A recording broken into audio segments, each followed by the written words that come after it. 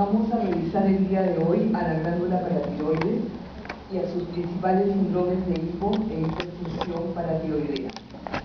Lamentablemente a esta glandulita no se le da la debida importancia. ¿Por qué? De repente porque en su inicio de su enfermedad los signos no son muy claros, pero cuando ya los signos se vuelven groseros, hacemos un diagnóstico ya no oportuno y el pronóstico va a ser malo. Entonces es importante conocer la importancia del metabolismo y la homeostasis del calcio y fósforo en el organismo y saber pues que la glándula paratiroides es productora de paratormona.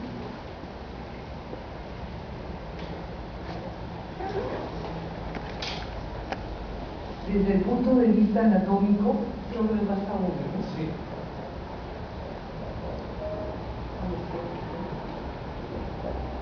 Bien, acá podemos observar la diversidad de glándulas endocrinas y su relación con el sistema nervioso central. Tenemos el hipotálamo donde se realizan numerosos procesos hormonales.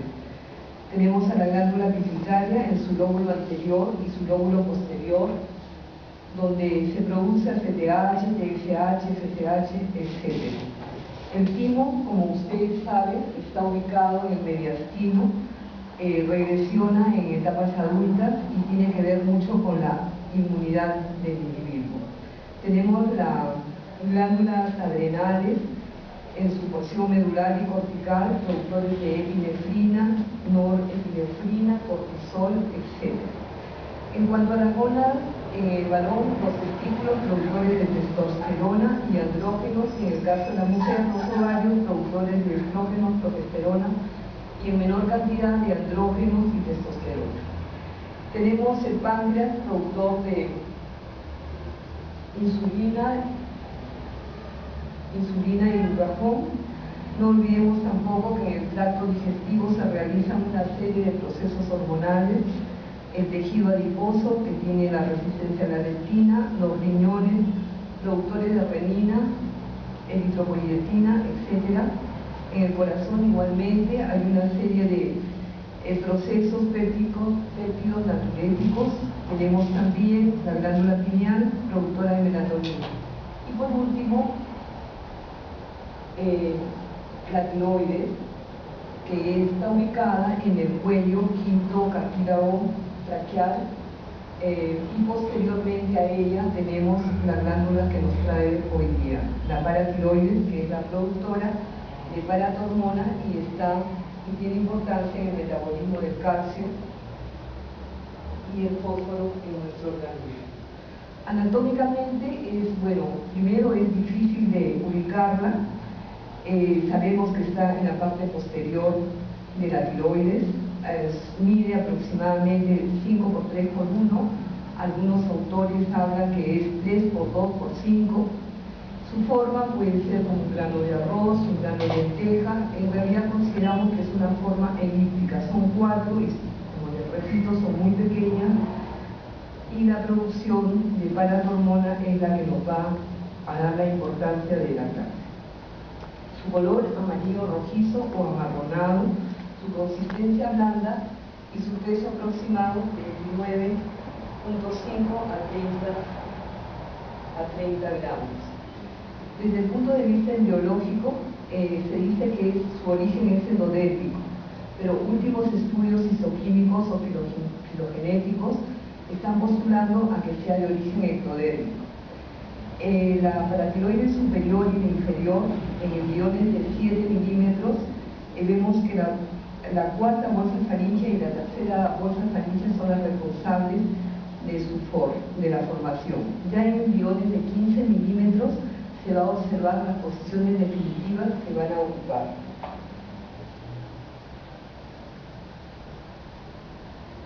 Bien.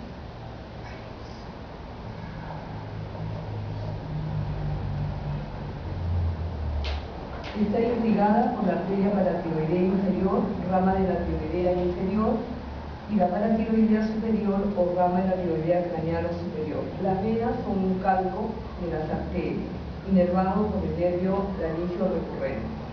Acá observamos nuevamente su localización anatómica en el cuello, tiroides, parte posterior, y tenemos también un corte donde observamos las células principales y las células oxifílicas. Las células principales, su secreción principal de la paratormona cuando los niveles de calcio están bajos. Referente a las células oxifílicas, en realidad no sabemos su función, posiblemente permanecen inactivas o degeneradas. Bien, para entender este cuadrito tenemos que recordar que cuando el calcio en sangre está aumentado, la tiroides produce más calcitonina. ¿Qué pasa con la calcitonina? Hace que el calcio se reabsorba a nivel del hueso, disminuya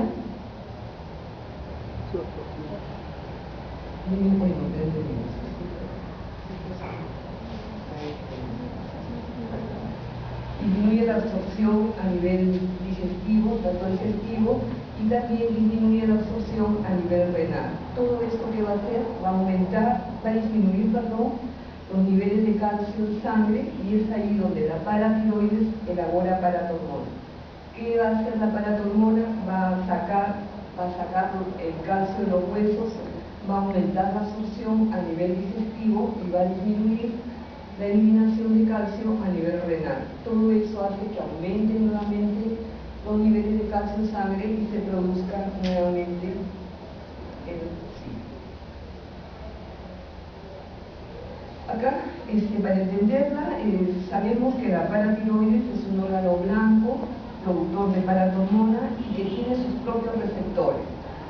El intercambio del calcio iónico a través del túbulo renal y a través del hueso, solamente a través del intestino delgado con la influencia de la vitamina D.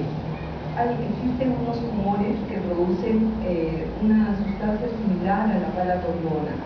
Esta también va a confundir a los receptores como si fuera la paratormona y producir otro tipo de patología. Bueno, ¿qué es la hormona paratiroidea? Es una proteína liberada por la glándula paratiroides y su función principal es regular los niveles de calcio y fósforo en el organismo.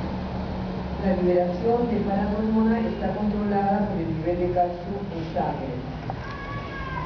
Su estructura química es un péptido que consta de una cadena de 84 aminoácidos, no tiene citina, cisteína, y la secuencia de aminoácidos y aminoterminales van a tener un efecto sobre el transporte de los minerales en el riñón y el hueso. Resumiendo, diremos pues que la función principal de la paratormona es mantener la concentración de calcio en el líquido extracelular, actuar directamente sobre el hueso y el riñón e indirectamente en el intestino a través del calciferol o vitamina D. En esta lámina nos va a servir para recordar todo lo que ya se ha hablado. Primero, es necesario conocer los valores normales del calcio en sangre. ¿Se acuerdan? 8.5 a 11 miligramos por decilitro. Entonces,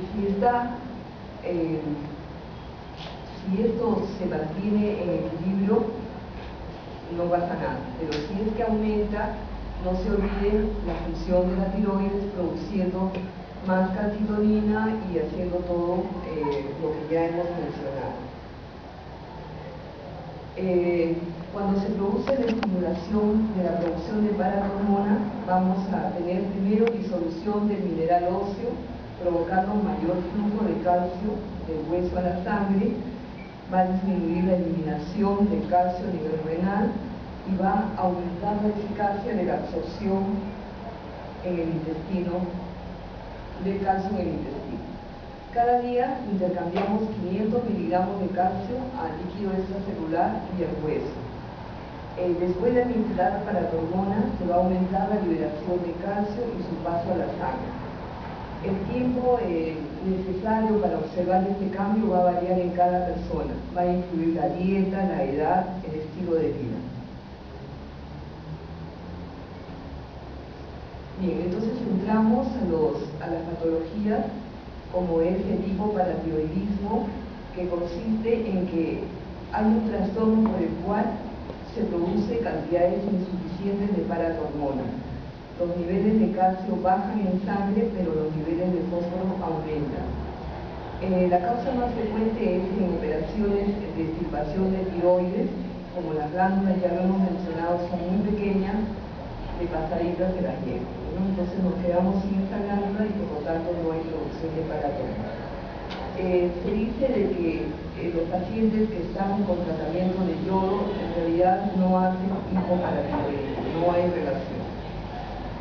También los otros síndromes asociados al hipotiroidismo tenemos el síndrome de Villor, que es una enfermedad que se produce en la infancia y presenta ausencia total de esta glándula y también ausencia del timo. El hipoparatiroidismo familiar o síndrome autoinmunitario poliglandular tipo 1 también se presenta asociado a insuficiencia suprarrenal. También tenemos otro tipo de hipoparatiroidismo, como las enfermedades autoinmunitarias o enfermedad de Alzheimer. ¿Cuáles van a ser los signos y síntomas principales?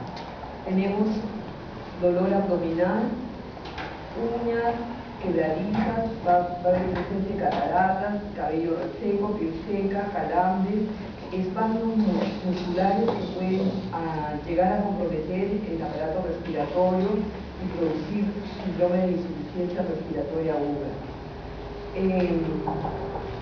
Tenemos también alteraciones de conciencia, en casos ya más avanzados hay retardo en la formación de dientes y en el caso de adolescentes, menstruaciones dolorosas.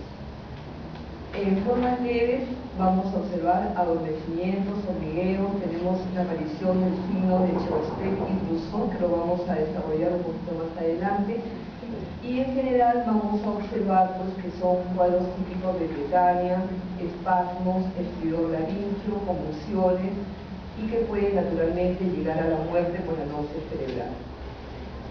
En pacientes con enfermedad ya de larga evolución vamos a encontrar cataratas, ganglios basales del cerebelo, va a haber deformación de uñas, pérdida de cabello o cabello quebradizo, y podemos llegar también a la demencia o a síndrome parkinsoniano. Al principio hablamos que si no hacemos un diagnóstico temprano vamos a tener un mal pronóstico. Es así como acá el diagnóstico que no se hace adecuadamente, habrá pues cambios importantes como las cataratas, calcificaciones cerebrales que ya serán irreversibles. En cuanto al pseudo-hipoparatiroidismo, es una enfermedad que es ocasionada por una refractariedad tisular por la paratormona. ¿Qué vamos a encontrar en estos pacientes? Pregunta de examen. Hipocalcemia, hiperfosfatemia, hipercalcemia. Son los tres elementos que sí o sí encontramos en el pseudo-hipoparatiroidismo. Se transmite, ¿por qué? Por un gen dominante que está ligado al sexo y va a aparecer en la primera década de la vida. Es más frecuente en la mujer. Vamos a percibir que estos pacientes tienen talla corta y hay alteraciones en la osificación y en los caprichos. El pseudo-hipoparatiroidismo es prácticamente igual que el hipoparatiroidismo, pero no tenemos alteraciones bioquímicas. Es una variante incompleta de la anterior, pero sí se presenten miembros de una misma familia. Cuando les mencioné el signo de Chevostek, significa que vamos a percutir la zona anterior del oído y se va a producir una retracción de esos músculos inervados por el nervio facial. Pero esta prueba es inespecífica y podríamos encontrarla también en personas normales. Y el signo de Trousseau, que es colocar el manguito insuflador a una presión de 20 milímetros de mercurio sobre la presión del paciente por 3 minutos. Si es positiva esta prueba, el dedo se pone paralelo a los demás, en hiperextensión de los demás, tenemos la mano llamada mano de comadrón. En otras patologías como el hiperparatiroidismo, que ya se considera lo contrario, ¿no? El aumento, la producción exagerada de paratormona, y de acuerdo a su patología podemos clasificarlas en primaria, secundaria, terciaria y también de origen ectópico. En el primario hay manifestaciones, o sea, lo más resaltante de este problema es la hipercalcemia.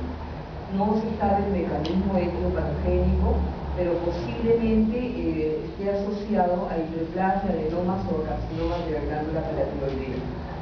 Sus manifestaciones más comunes son las alteraciones óseas y los trastornos renales. Va a haber también astenia, depresión, poliuria, polilipsia, y podemos llegar al coma o al fallecimiento por colapso cardiovascular.